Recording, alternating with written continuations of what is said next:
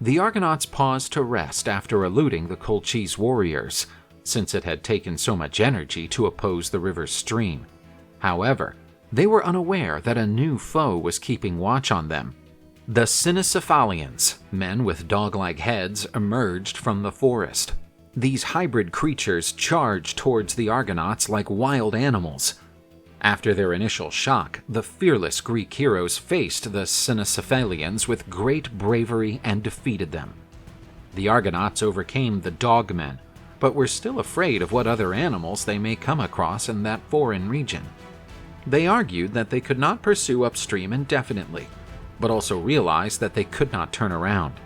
King Aeetes' warriors were undoubtedly awaiting them to ambush them. Once more venturing out, Linnaeus spotted the river running toward the sea at the far end of the horizon, thanks to his wonderful vision.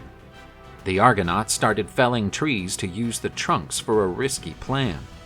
To get to the other river, the Argonauts pulled the ship out of the water and pushed it for a considerable amount of time on dry land.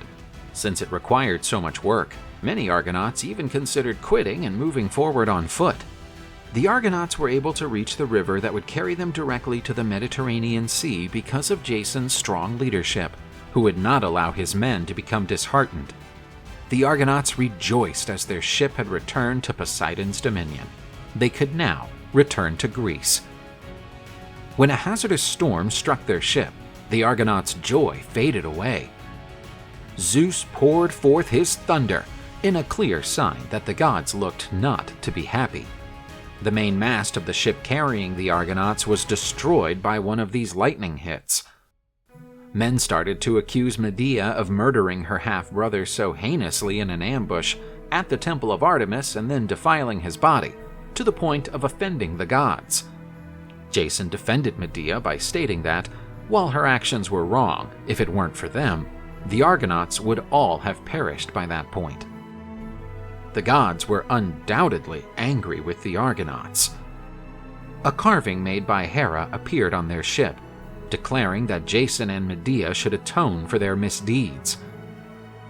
Jason and the Argonauts followed the goddess's instructions and traveled to the island of Circe, a powerful sorceress who could atone for the atrocities the Argonauts had done using her magic and rites. When Jason and Medea arrived at the sorceress Circe's palace, she and her pet lions were waiting for them under the palace portal. The sorceress was informed by Medea and Jason of their visit, and that they required Circe's assistance to avoid being pursued by the Furies.